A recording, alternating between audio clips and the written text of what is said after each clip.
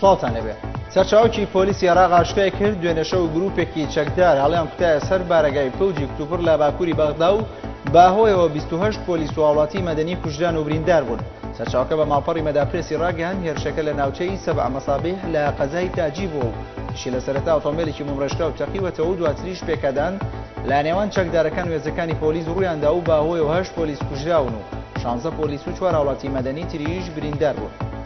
سەرۆکی ڕەوتی سەدر تاکیدی کردەوە سەرۆکوەزیرانی عێراق لە بانگێشکردنی بۆ ئاشتبوونەوە لە کاتێکی درەنگدا بووە. پرسیارەوەشی کرد کە ئایا دیدار و باوەشپیاکردن کۆتایی بە تەقینەوەکان دەێنێت لە وەڵامی پرسیارێکێک لە شوێنکەوتەکانی سەبارەت بەو خۆپیشاندانانەی لە شاری ناسڕیە بەڕێوەچوو کاتیایدا داوای باشترکردنی خزمەتگوزاری ئەو کارەبا کرابوو و مقتەدا سەدر ڕایگەن کە تا ئێستا سیاسەتمەدارەکانی عێراق میلەتیان پشتگوێ خستووە و لە هەوڵی پتەوکردنی پێگە و دەسەڵاتی خۆیاندا.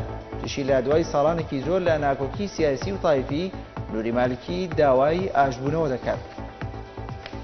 ئاژانسی هەواڵی کوردپا بڵاوی کردەوە لە ئەنجامی سوکاتیکردن بە ئێزامیەکانی شاری هەمەدان بە کوردێکی شوێنکەوتووی ئاینی خەڵخانی ناڕزایی شوێنکەوتوانی ئەو ئاینەی لێ دەکەوێتەوە. ئاژانسەکە ئەوەشی بڵاو کردەوە دوو گەنجی کوردی خەڵخانی بە نیشانی ناڕزایەتی دژ بە سوکاتیکردن باینەکان کاتیایدا ئێزامیەکان بە ناچاری سمێڵیان بە گەنجێکی خەڵخانی تاشی بوو لە شاری هەمەدان ئاگریان لە جەستەیان بەردا و کە بەهۆیەکیان گیانی لەدەست دەدات.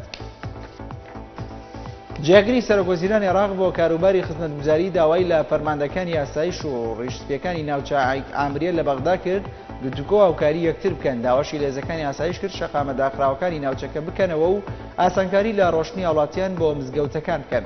لە دوای سەردانیکردنی ناوچەی ئامریە لە شاری بەغدا و کۆبنەوەی لەگەڵ ژمارەیەک فەرماندەی ئاسایش و ڕیشسپی ناوچەکە ساڵە مطلق لە بەیاننامەیەکدا داوای لێکردن دەست بخەنە ناودەستی یەکەوە تا دۆسەی ئەمنی شارەکە بەرەو چارەسەربوون بڕوات. دوای ئەو شەڕ و پێکەدانانەی لە نزیک ناوچەی ئەگربەستی بەرزایەکانی جۆران لە خاکی سووریا ڕوویاندا کە بەوەیەوە حکومەتی نەمسا هێزەکانی خۆی لە نێو نێردەی ئاشتی پارێزی نەتەوەگرتوەکاندا کشانەوە ئەمڕۆ ئەنجومەنی یاسایشی نێودەوڵەتی ئەو پێشاتە چاوتوێ دەکات. دوێنێ ئیسرائیل سکاڵایەکی دژ بە حکومەتی دیمەشق ئاراستەی نەتەوەگرتوەکان کرد سەبارەت بە بڵاوپێکردنی ژمارەیەک تانک لە ناوچەی ئاگربەستەکە لە هێزەکانی ئۆپۆزسیۆن لە ناوچەدا ڕاودوو بنێت.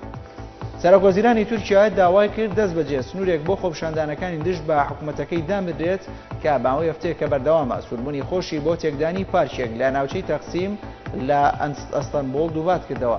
داوای گەشتێکی بۆ تونس و مەغریب کە ماوەی 4 ڕۆژی خایەن دوێنێ شەو زیاتر لە 3000 لە لایەنگرانی سەرۆکوەزیرانی تورکیا لە بەردەم فڕۆکخانەی ئەستەنبوڵ کۆبوونەوە بۆ پێشوازیکردن لێی کە دروشمی ئامادەین گیانمان لە پێناودا بەخت بکەین بەرز کرابوویەوە.